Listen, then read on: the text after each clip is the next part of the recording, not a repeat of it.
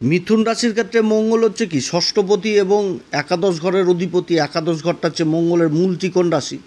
তো মঙ্গল এতদিন কেন্দ্রে অবস্থান করছিল, যেটা হচ্ছে কন্যা রাশিতে অবস্থান করছিল। এবার সেপ্টেম্বরের 13 তারিখে রাশি পরিবর্তন করছে, চলে আসবে একদম পঞ্চম ঘর তুলা রাশিতে অবস্থান করবে। তো মঙ্গলের এই পরিবর্তনে কিছু দিক কিন্তু খুবই ভালো এবং সফলতা নিয়ে চলে আসবে মিথুন রাশির ক্ষেত্রে। আবার কিছু দিকে কিন্তু সাবধানেও থাকতে হবে। তো যাই হোক, মিথুন রাশি কোন দিক থেকে এই সময়কালে সফলতা পাবে, কোন দিক থেকে বিশেষ সাবধান এবং কোন বিশেষ উপাচার করবে, এই সমস্ত কিছু আজকের ভিডিওতে তুলে ধরবো। তো অনুষ্ঠানটি শুরু করার আগে সমস্ত দর্শক বন্ধুদের নমস্কার জানাচ্ছি এবং তার সাথে বলবো, যারা বহুদিন ধরে অনুষ্ঠান দেখছেন এখনও পর্যন্ত সাবস্ক্রাইব করেননি, অবশ্যই সাবস্ক্রাইব করবেন। এই চ্যানেলের সঙ্গে থাকুন, জ্যোতিষীয় সম্পর্কিত অনেক তথ্য জানতে পারবেন। তবে আমি কোনো রকমভাবে কোনো দর্শক বন্ধুকে বিভ্রান্ত করার চেষ্টা করছি না। এটা গ্রহের গোচর হিসাবেই আলোচনা করা হচ্ছে, কারো কোনো রকম ব্যক্তিগত কুষ্টি ধরে আলোচনা নয় এবং চন্দ্র রাশির উপর বলা হচ্ছে। মিথুন রাশির ক্ষেত্রে মঙ্গলের মূল ত্রিকোণ রাশিটাই পড়ছে একাদশ ঘর, অর্থাৎ লাভের ঘর, এবং ষষ্ঠ ঘর সেটা কিন্তু মঙ্গলের হচ্ছে সাধারণ রাশি বৃশ্চিক রাশি, অবস্থান করছে পঞ্চম ঘরে।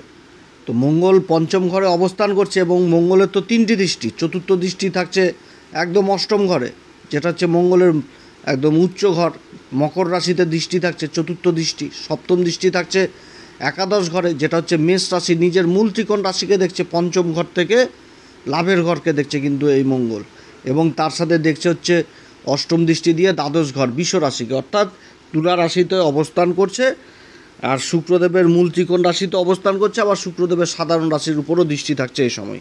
তবে সবথেকে ভালো জিনিসটা হচ্ছে এই সময়ে এই মিথুন রাশির ক্ষেত্রে যে শনির সাথে যে মঙ্গলের একটা সমসপ্তম যোগ ছিল এতদিন, শনি তো অবস্থান করছে বক্রী অবস্থায় কর্মের ঘরে মীন রাশিতে উত্তরা ভাদ্রপদ নক্ষত্রে, আর মঙ্গল অবস্থান করছিল হচ্ছে এই কন্যা রাশিতে, যেটা হচ্ছে চতুর্থ ঘর। তো এই যে একটা সমসপ্তম যোগ এতদিন ধরে ছিল, সেই যোগটার কিন্তু অবসান হলো এতদিনে, এবং পঞ্চম ঘরে মঙ্গলের এই অবস্থান। তো মঙ্গলের এই পঞ্চম ঘরে অবস্থানের পরে আবার কিছু ভালো দিক উঠে আসছে, যেমন দেবগুরু বৃহস্পতির শুভ পঞ্চম দৃষ্টি থাকছে মঙ্গলের উপর। মঙ্গলের উপর কিন্তু দেবগুরু বৃহস্পতির দৃষ্টি থাকছে, আর রাশির উপরেই কিন্তু দেবগুরু বৃহস্পতি অবস্থান করছে, অর্থাৎ পঞ্চম ঘরে দেবগুরু বৃহস্পতির দৃষ্টি থাকছে, সেরকম রাহুর উপরও দৃষ্টি থাকছে, আবার রাহুরও দৃষ্টি কিন্তু মঙ্গলের উপর থাকছে। তো খুবই একটা ভালো এই সময়কালে মানে একটা ত্রিকোণ উঠে এসেছে, যে ত্রিকোণটাকে বলা হচ্ছে ধর্ম ত্রিকোণ। ধর্ম ত্রিকোণ তৈরি হয়েছে এই সময়কালে এই মিথুন রাশির ক্ষেত্রে, কিন্তু বহু দিক থেকে এই মঙ্গলের অবস্থান যথেষ্ট সফলতা নিয়ে আসবে মিথুন রাশির এই মঙ্গলের এই গোচরকালে। কারণ মঙ্গল যে তিনটি নক্ষত্রে গোচর করবে, সেটা হচ্ছে কি চিত্রা নক্ষত্র। চিত্রা নক্ষত্র নিজের নক্ষত্র, চিত্রা নক্ষত্রের দুটি চরণই পড়ছে হচ্ছে এই তুলা রাশিতে, আর দুটি চরণ পড়ে হচ্ছে কন্যা রাশিতে। তো এই 13 তারিখে, সেপ্টেম্বরের 13 তারিখে এই চিত্রা নক্ষত্রে থাকবে। তারপরে আবার সেপ্টেম্বরের 23 তারিখে চলে আসবে সাথী নক্ষত্রে। সাথী নক্ষত্রের অধিপতি হচ্ছে রাহু। তো রাহু এ সময় ভাগ্যের ঘরে অবস্থান করছে, ত্রিকোণে অবস্থান করছে, তার মানে কুম্ভ রাশিতে। কুম্ভ রাশিতে রাহু যথেষ্ট ভালো রেজাল্ট করে এবং ত্রিকোণে অবস্থান করছে। পাপী গ্রহ যখন ত্রিকোণে অবস্থান করে তখন কী হয়, নিজের মানে পাপ প্রভাবটাকে হারায়, আর যে নক্ষত্রে অবস্থান করছে সেই নক্ষত্রের অধিপতিকে প্রভাবিত করে, তার সাথে যে রাশিতে অবস্থান করছে সেই রাশির অধিপতিকে প্রভাবিত করে। এবার রাহু তো ছায়া গ্রহ, তাহলে শনিকেও প্রভাবিত করবে, আবার দেবগুরু বৃহস্পতিকেও প্রভাবিত করবে। শনি হচ্ছে মিথুন রাশির ক্ষেত্রে কারক গ্রহ, কর্মের ঘরে অবস্থান করছে এবার। তো অবস্থানগুলো যথেষ্ট ভালো। তারপরে আবার অক্টোবরের 13 তারিখে চলে আসবে হচ্ছে বিশাখা নক্ষত্র। তো বিশাখা নক্ষত্রের অধিপতিকে দেবগুরু বৃহস্পতি, অধিপতি দেবতা হচ্ছে অগ্নিদেব এবং তার সাথে হচ্ছে ইন্দ্রদেব। তো দেবগুরু বৃহস্পতির নক্ষত্রে অবস্থান করবে মঙ্গল, এটাও একটা ভালো অবস্থান। আর দেবগুরু বৃহস্পতি এই সময় রাশির উপর অবস্থান করছে নিজেরই নক্ষত্র পুনর্বসু নক্ষত্রে, অর্থাৎ একটা ভালো দিক এই সময়কালে মিথুন রাশির জন্য উঠে আসছে। তো যাই হোক, 13ই সেপ্টেম্বর চিত্রা নক্ষত্রে অবস্থান। চিত্রা নক্ষত্র হচ্ছে এই মঙ্গলের নক্ষত্র। চিত্রা নক্ষত্রের অধিপতি দেবতা হচ্ছে বিশ্বকর্মা, এবং এই নক্ষত্রের দুটি চরণেই তুলা রাশিতে পড়ে। এর আগে বলেছিলাম যে চিত্রা নক্ষত্রের দুটি চরণ যখন কন্যা রাশিতে পড়ছিল, তখন কী ছিল, যে বুধের একটা বুদ্ধি, বুধের স্মরণশক্তি, জ্ঞান, এই জিনিসটা কাজে লাগছিল। এবার পঞ্চম ঘরে চলে আসলো তুলা রাশিতে, তাহলে এই সময় চলে আসবে হচ্ছে শুক্রের প্রভাবটা থাকবে। শুক্রের প্রভাব থাকবে নিজের আকর্ষণ ক্ষমতা, তারপরে প্রতিভা জিনিসটা, গুণ জিনিসটা এই সময়কালে উঠে আসবে। পঞ্চম ঘর হচ্ছে শিক্ষার ঘর, সন্তানের ঘর, চাকরি বাকরির ঘর, মা লক্ষ্মীর ঘর, অর্থের ঘর। এই পঞ্চম ঘর, পঞ্চম ঘর হচ্ছে ভাগ্যের ঘরের চমকের স্থান হচ্ছে পঞ্চম ঘর, অর্থাৎ ভাগ্যকে চমকাবে পঞ্চম ঘরের গ্রহের অবস্থান। তো মঙ্গলের এই পঞ্চম ঘরে অবস্থান এবং তার মূল ত্রিকোণ রাশি লাভের ঘরকে দেখছে, এবং মঙ্গল হচ্ছে আবার ষষ্ঠ ঘরেরও অধিপতি, ষষ্ঠ ঘরের অধিপতি হয়ে পঞ্চম ঘরেও অবস্থান। এই সময়কালে কি হবে? সন্তানের কর্মক্ষেত্রে আবার বিশেষ উন্নতি হবে, শিক্ষার দিক থেকে বিশেষভাবে উন্নতির জায়গায় যাবে। পিতামাতাদের সন্তানের প্রতি যে দুশ্চিন্তা, সেই জায়গাটা দূর হবে, কারণ লাভের ঘরকে দেখছে, নিজের ঘরকে দেখছে মঙ্গল নিজের নক্ষত্রে অবস্থান করে।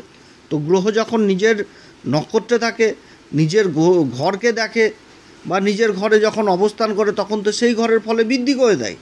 তো শিক্ষার দিক থেকে একটা খুবই ভালো জায়গায় যাচ্ছে এই সময়কালে মিথুন রাশি। তবে বিশেষ ক্ষেত্রে কারা লাভবান হবে? যারা ইঞ্জিনিয়ারিং নিয়ে পড়াশোনা করছেন, কনস্ট্রাকশন, বড় বড় ইঞ্জিনিয়ার। কোন দিক থেকে?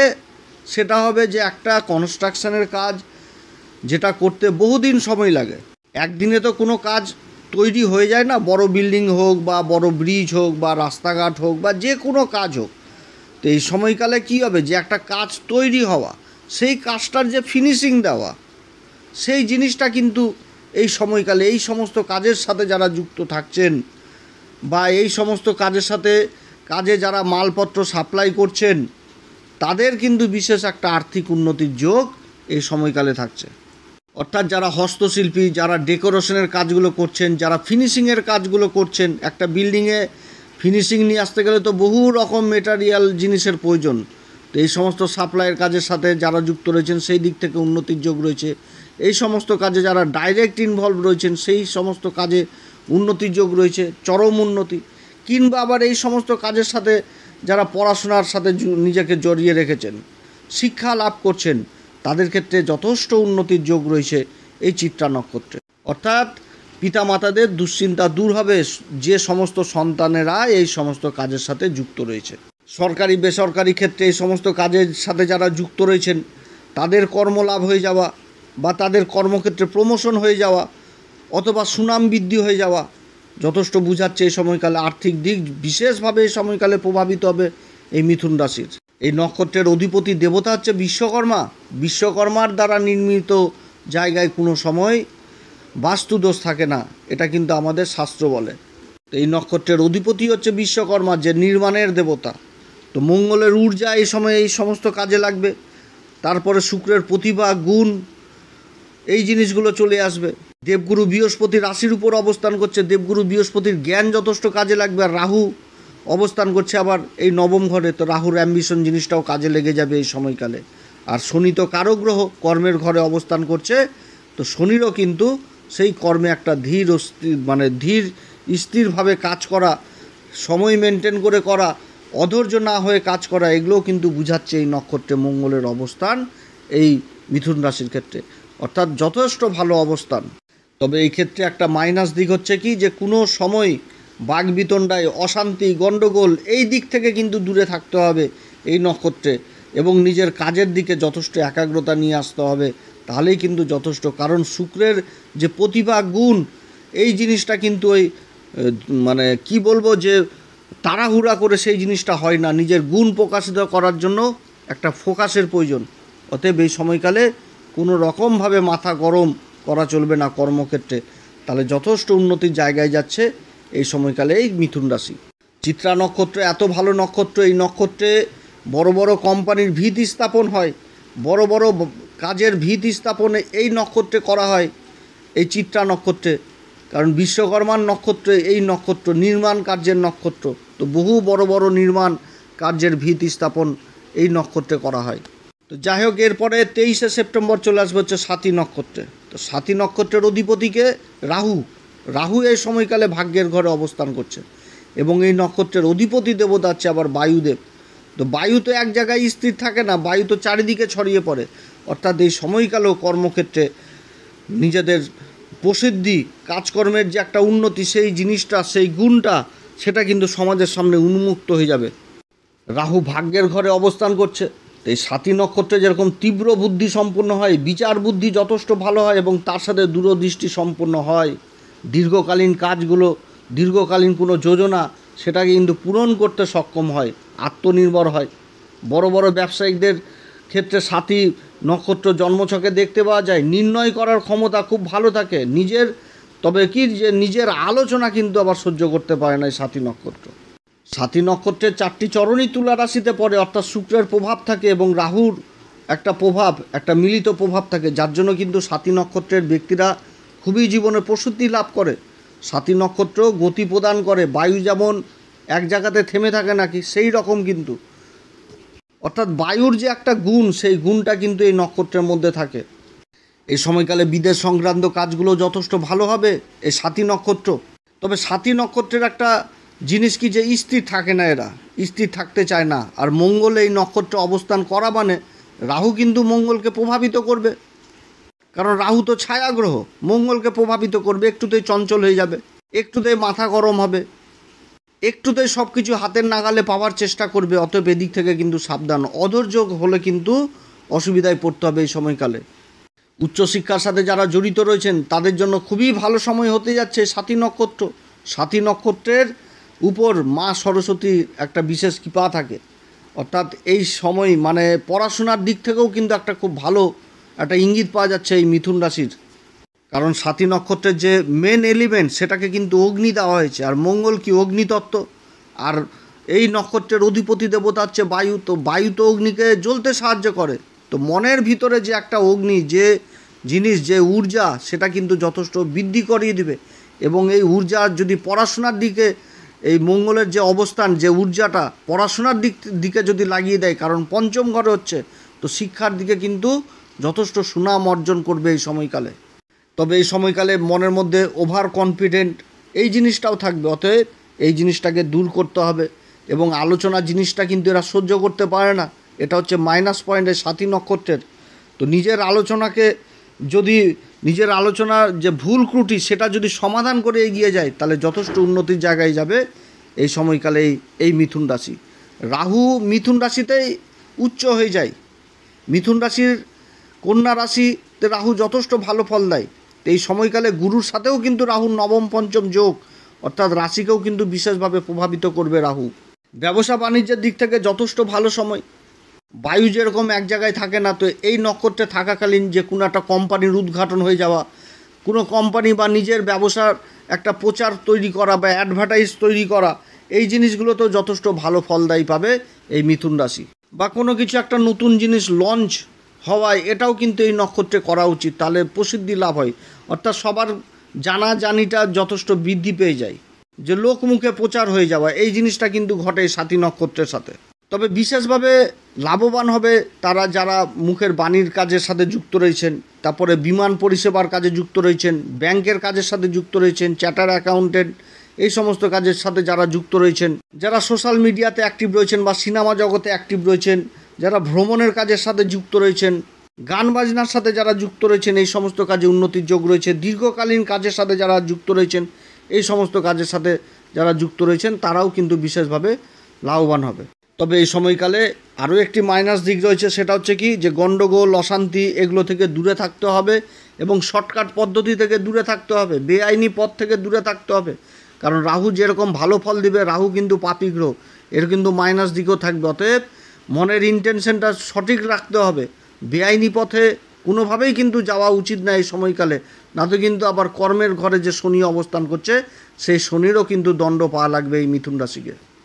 এরপরে 13ই অক্টোবর বিশাখা নক্ষত্রে প্রবেশ করবে এই মঙ্গল। বিশাখা নক্ষত্র দুর্দান্ত রেজাল্ট দেবে এই মিথুন রাশির ক্ষেত্রে, কারণ মঙ্গলের দেবগুরু বৃহস্পতির নক্ষত্রে অবস্থান করছে এবং দেবগুরু বৃহস্পতি রাশির উপর অবস্থান করছে এবং মঙ্গলের উপর দৃষ্টি থাকছে। অতএব এই সময়কালও যথেষ্ট ভালো ফল পাবে মিথুন রাশি।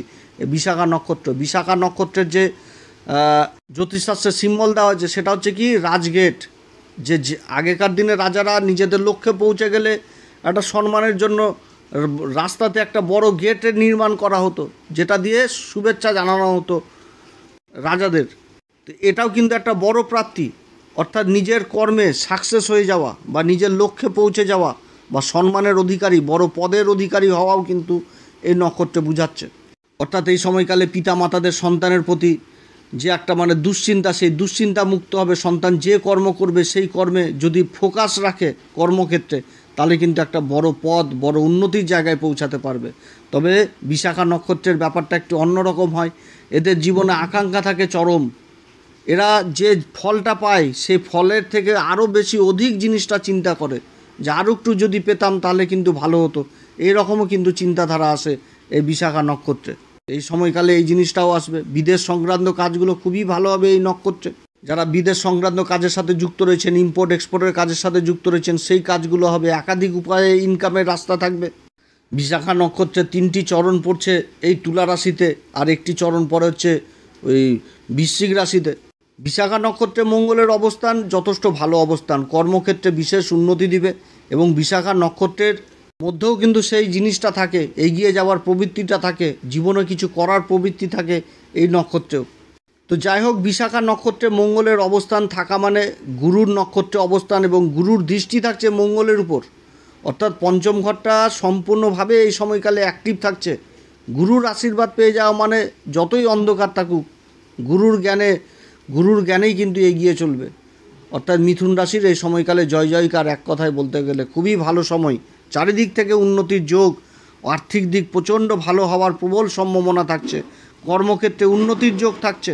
যে কোনো কর্ম, যেই কর্মেই যুক্ত থাকুক, সেই কর্মে আর্থিক দিক যথেষ্ট মজবুত হবে এই সময়কালে।